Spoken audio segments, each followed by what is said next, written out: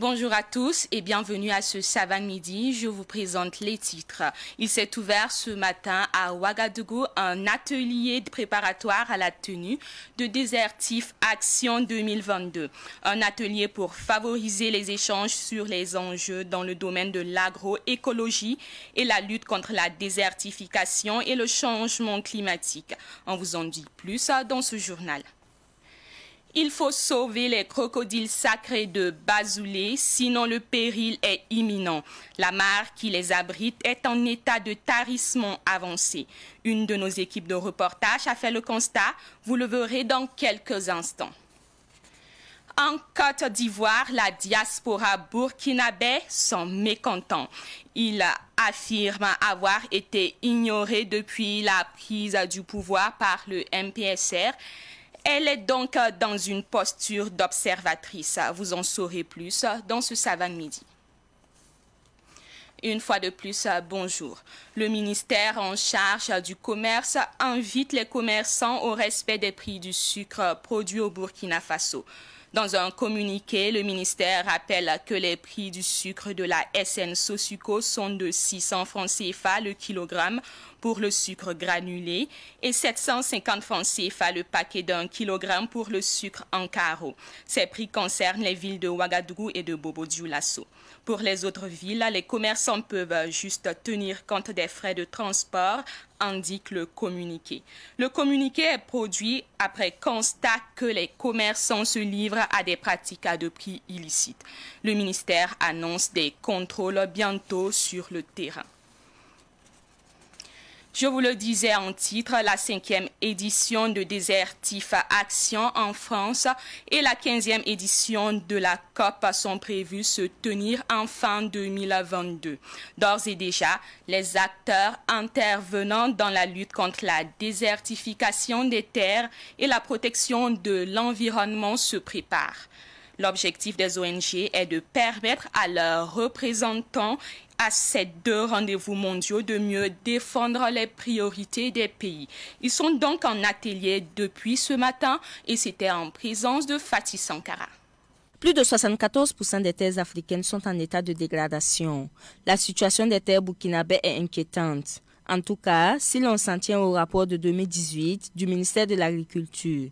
Il y a donc urgence à pallier cela. D'où ce conclave de réflexion sur la gestion durable des terres et la promotion de l'agroécologie. Une bonne partie des surfaces du Burkina sont en état de dégradation avancée et si rien n'est fait, nous risquons de creuser encore la question de l'insécurité alimentaire et mettre les populations dans un état de paupérisation continue.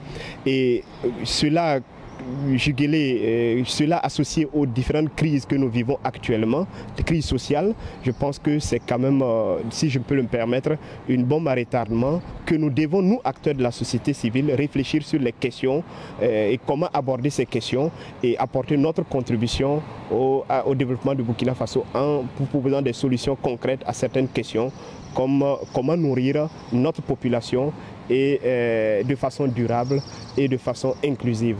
Cet atelier des ONG intervenant dans la protection de l'environnement vise également un autre objectif, celui de mieux faire porter et défendre la cause du Burkina à la COP 15 et à Désertif Action par les représentants du Burkina. Une personne ou deux qui iront à cette rencontre ne pourront pas avoir les idées de 277 personnes sans avoir fait un travail à la base. Voilà. Moi, je pense que cet atelier est vraiment capital, nécessaire, afin qu'on puisse avoir le maximum d'idées et des idées vraiment fortes pour pouvoir représenter toutes les organisations qui interviennent dans le domaine de l'environnement dans notre pays. Cet atelier, vraiment, c'est indispensable. Durant ces 2 jours, il y aura des communications qui vont permettre à ce que les participants échangent entre eux pour sortir ensemble des idées fortes qui seront portées par nos représentants qui iront à ces 2 instances. Coordonnatrice adjointe du SPON. Cet atelier qui réunit les acteurs de la gestion durable des terres et de la protection de l'agroécologie prend fin demain. Parlons toujours d'environnement, mais là, il s'agit du danger que vit une espèce animale, les crocodiles sacrés de Bazoulé. Il faut sauver ces crocodiles. La mare aux crocodiles sacrés est en train de tarir et si rien n'est fait, ce site qui fait la fierté du tourisme burkinabé peut ne plus exister d'ici quelques années. Notre reporter Pakisba Mariama Ouedrago est allé sur place pour faire le constat. Suivons son reportage. Ce crocodile est le plus vieux de la mare aux crocodiles sacrés de Bazoulé. Selon les témoignages des plus anciens de la localité, il a 90 ans. Il ne parle pas, mais sa position au soleil semble confirmer que cette année n'est pas comme les autres. À Bazoulé ici, particulièrement à la mare ici, en saison pluvieuse, je dis à partir du mois de mai, juin, la mare est pleine, il y en a plein d'eau. Surtout le mois d'août, septembre, ça déborde même deux fois. Mais le véritable problème, c'est que l'eau qui vient ici, c'est l'eau de pluie qui vient. Mais ça ne reste pas pour longtemps. À partir du mois de mars, ça diminue importantement. Et en plus, on sent que ce n'est plus un lac en quelque sorte, quoi. La mare, elle est bouchée. Voilà, donc on a besoin la mare a besoin d'être curée à l'heure actuelle. Le plus vieux actuellement a plus de 90 ans. À cette période très difficile comme cela, les adultes, là, les gros, là, sont obligés de rebouffer les bébés crocodiles là, pour pouvoir survivre. Voilà, parce que les bébés là ne peuvent pas survivre et aussi il n'y a plus de la nourriture. Donc ils rebouffent les petits. Ça fait que le nombre diminue au fur et à mesure aussi que la situation est très critique aussi.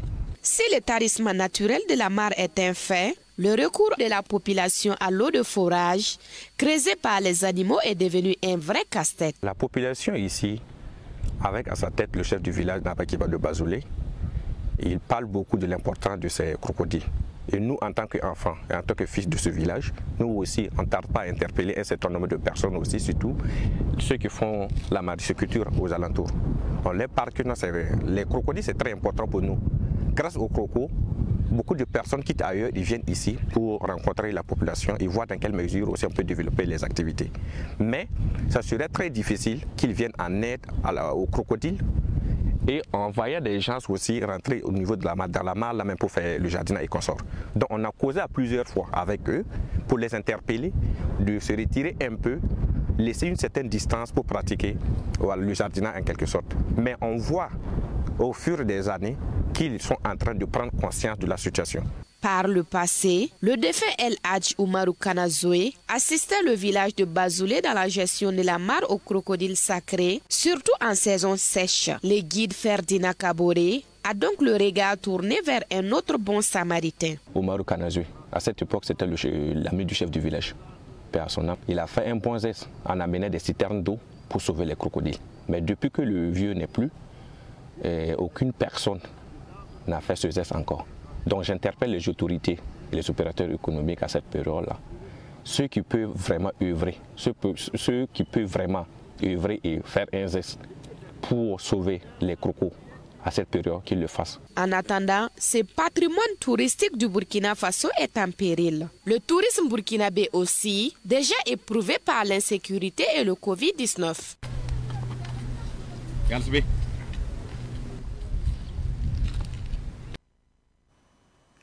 Poursuivons avec la décision du président du Faso de faire appel aux militaires admis à la retraite au cours des années 2019, 2020, 2021. Des militaires retraités applaudissent cette décision, mais ils demandent au chef de l'État de lancer un autre appel à la mobilisation des militaires admis à la retraite de 2020 à 2021. Sibley Nankel C est allé à la rencontre de l'adjudant-chef Yacouba Carfo, le porte-parole des militaires retraités. Suivons son reportage. Le décret du président du Faso rappelant les militaires retraités de 2019, 2020 et 2021 pour renforcer les rangs de l'armée dans la lutte contre le terrorisme est salué par le porte-parole des militaires retraités. Pour l'adjudant-chef à la retraite Yaba Carfo, cette décision du président du Faso Paul-Henri Damiba répond à la sollicitation faite en février dernier. C'est très bien. Vraiment, on attendait ça depuis fort longtemps. Bon. 2019, 2020, 2021, c'est un départ. Comme c'est un départ, on ne peut pas dire que ce n'est pas bon. Mais nous pensons que, du moins je pense que d'ici là, ils vont revoir. Parce que si on va prendre 2019, 2020, 2021, ce que je sais et ce que je pense, il y aura beaucoup que des sous-officiers supérieurs. Voilà, donc on n'aura pas des hommes du rang assez, on n'aura pas des sous-officiers subalternes assez. Bon, pourtant, sur le terrain, il faut vraiment les hommes. Pour Yaba Carfo, ces anciens militaires pourront soutenir de façon indéfectible les jeunes militaires sur le terrain avec leurs expériences. Notre apport est de soutenir les enfants sur le terrain. Bon, c'est pas quand on dit on a rappelé les anciens, ce n'est pas tous les anciens qui seront sur le terrain. Il y a des postes que les anciens peuvent occuper et libérer les jeunes qui sont physiquement présents, les balancer sur le terrain. Un ancien, c'est quoi? C'est-à-dire il a l'expérience, par exemple, au niveau du secrétariat, au niveau, il peut occuper sa position. Mais Yaba Carfo souhaite que le président du Faso lance un autre appel à la mobilisation nationale de tous les militaires à la retraite de depuis 2000. On souhaite qu'ils n'ont qu'à repartir avec 2021. Parce que l'homme a sa constitution.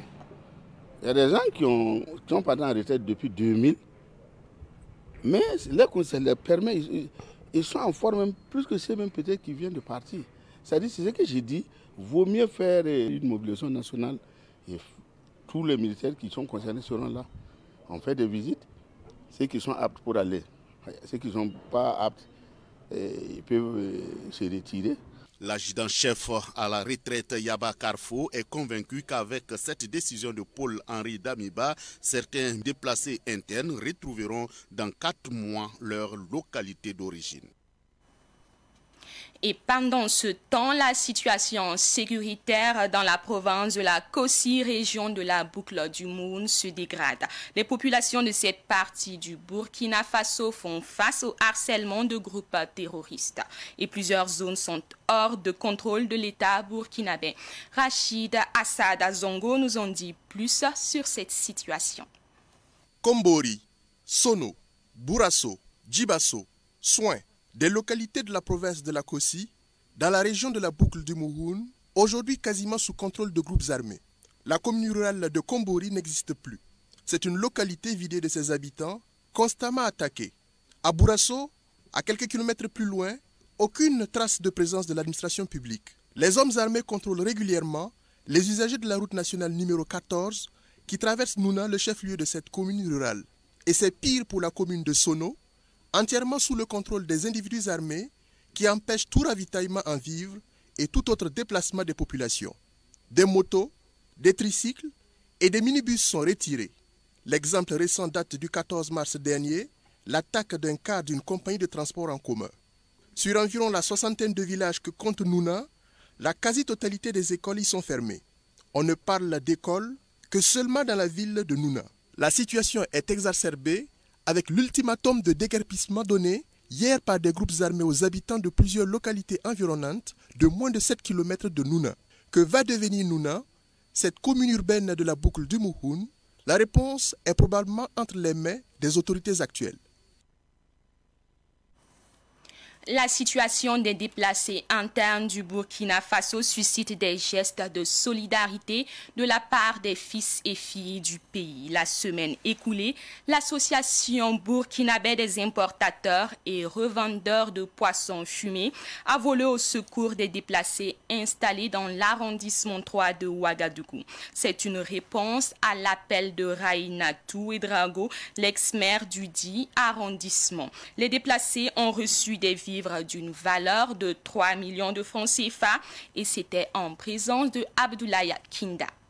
C'est grâce à une collaboration réussie entre l'ex-maire de l'arrondissement 3, Raïnatou Ouedraogo, et l'association burkinabé des importateurs et revendeurs de poissons fumés que les déplacés internes de l'arrondissement 3 ont bénéficié de ce soutien en vivres, en poissons et nattes. Pour ne pas être en reste par rapport à ce qui nous vivons aujourd'hui, l'insécurité dans notre pays qui a amené certaines de nos populations à migrer vers la capitale.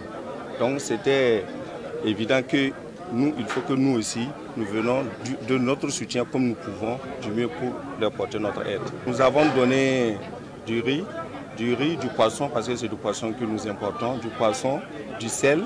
Et il y a les nattes aussi qui sont venues s'ajouter. On peut estimer quand même peut-être d'une valeur allant de 3 millions et quelque chose. Parce qu'on s'était arrêté à 3 millions avant que les nattes ne viennent s'ajouter. Donc, vous voyez, on voulait faire plus, mais bon, c'est ce que nous avons pu faire pour le moment. C'est une grande satisfaction pour les bénéficiaires. À leur nom, l'ex-maire Rainatou Ouedraogo a salué le geste de l'association. C'est avec satisfaction et joie quand on regarde la qualité du don.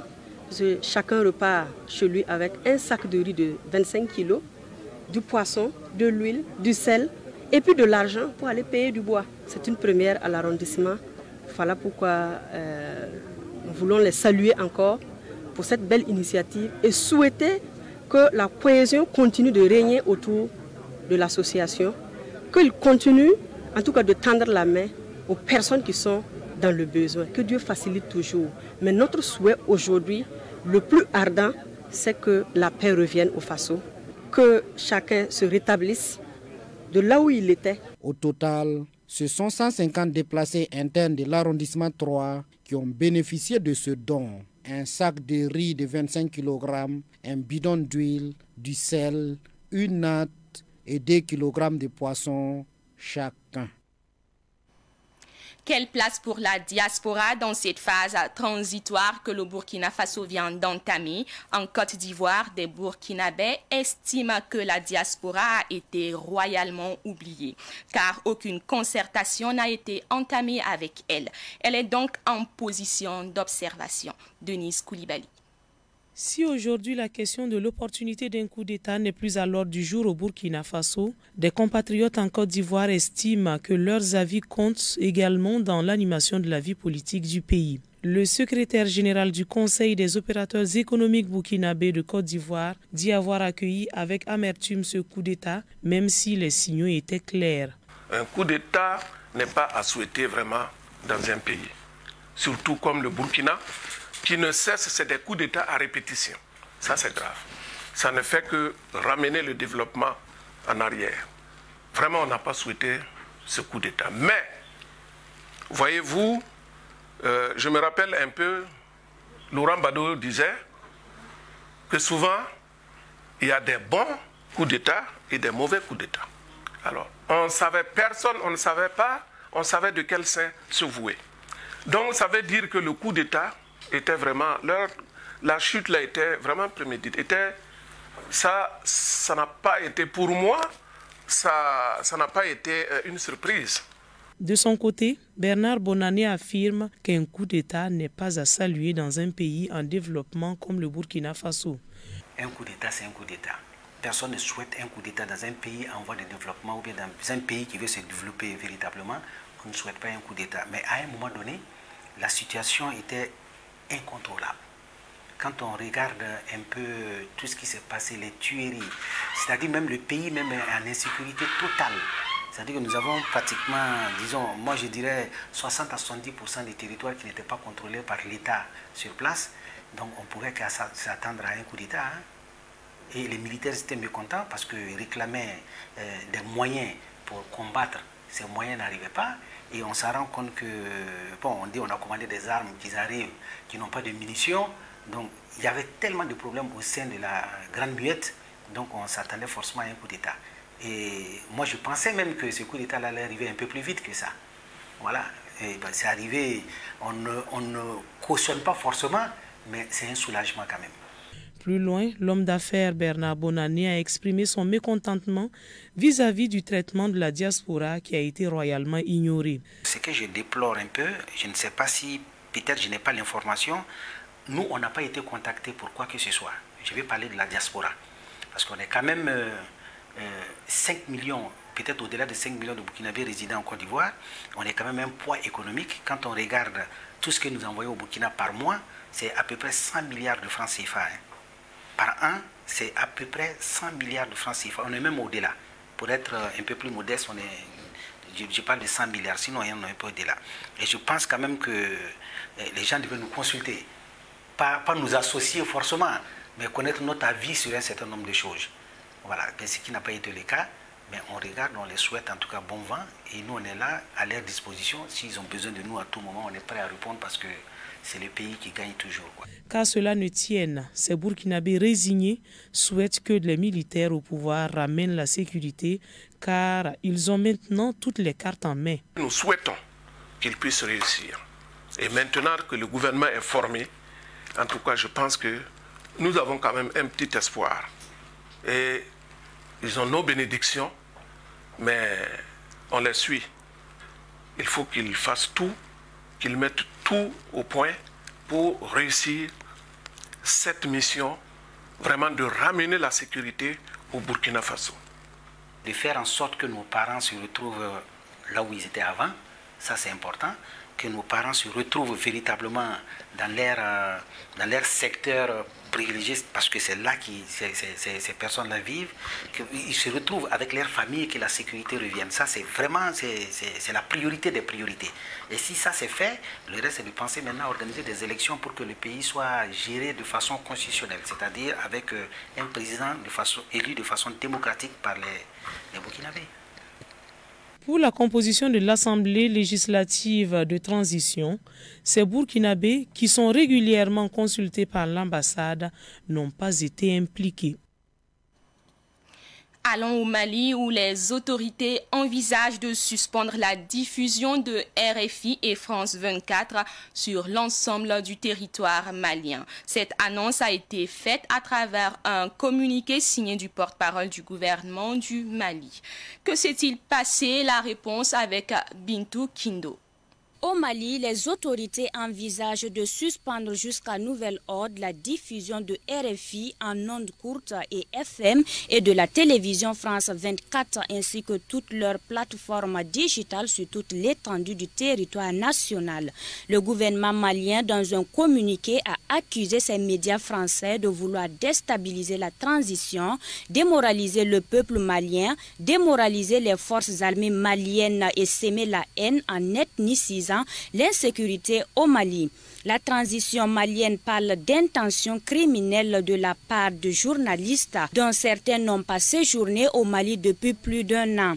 Le pouvoir malien pointe des publications faites de façon synchronisée, à savoir une déclaration de Michelle Bachelet, haute commissaire des Nations Unies aux droits de l'homme, le 8 mars 2022, un rapport de Human Rights Watch le 14 mars dernier et un rapport de la Radio France Internationale le 15 mars de cette année.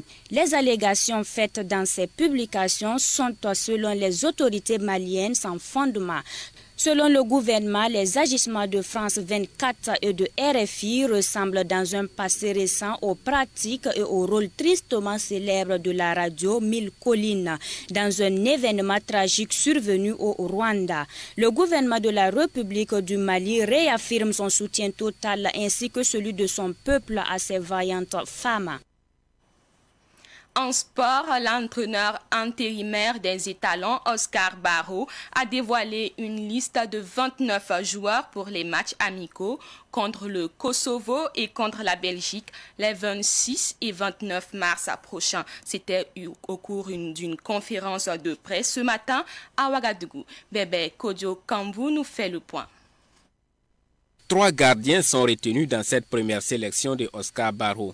Il s'agit de Hervé Kofi, Farid Ouedraogo et Nourdine Baloura. À la défense, tous les cadres qui ont joué à la CAN Cameroun 2021, Edmond Tapsoba, Issa Kaboré, Issoufou Dayo, Steve Yago, Soumaïla Ouattara et Oula Abbas Traoré sont maintenus. Ils seront appuyés par 2 nouveaux appelés que sont Nasser Giga, qui avait refusé de participer à la CAN 2021, et Abdoul Guébré.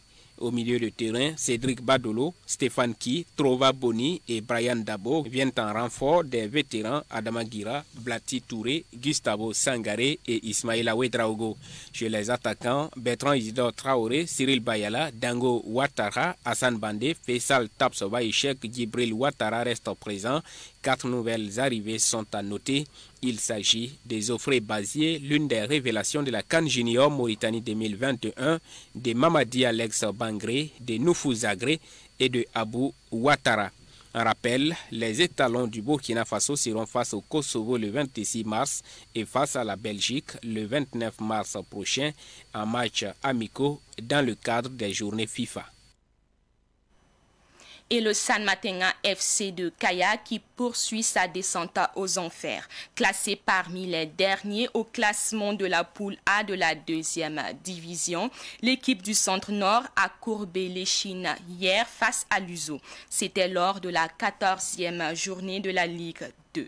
Ruben Wilson Kodjo.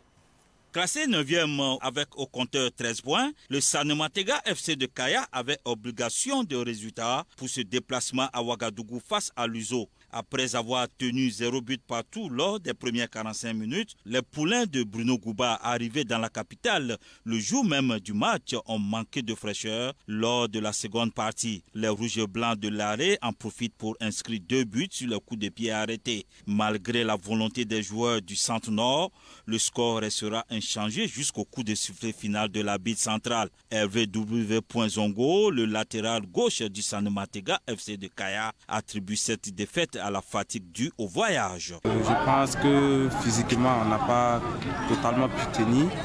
Et avec le voyage aussi, parce qu'on est arrivé aujourd'hui. Voilà, je me suis dit que peut-être le voyage aussi a un peu joué sur nous. Voilà, donc on va se remettre en question pour le prochain match. Mais pour son coach, l'équipe n'a pas été vigilante sur le coup de pied arrêté. Ça n'a pas été facile. On prend 2 buts sur des coups de pied arrêtés. Donc, chose qu'on a travaillé la semaine, chose même qu'on a répété hier matin.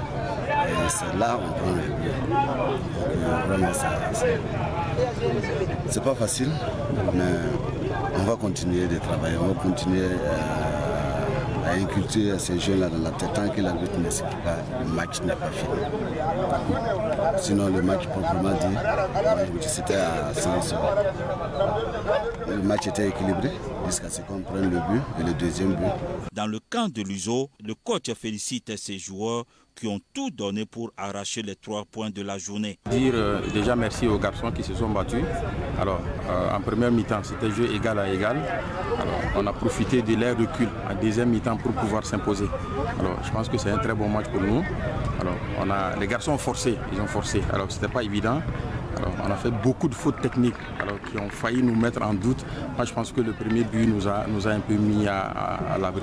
Le San Matega FC de Kaya livre le dimanche prochain son match de la 15e journée, toujours sur le terrain de l'Étoile filante de Ouagadougou contre le Canon du Sud. Et c'est la fin de ce Savane Midi. Ce fut un plaisir pour moi de vous le présenter. Au revoir.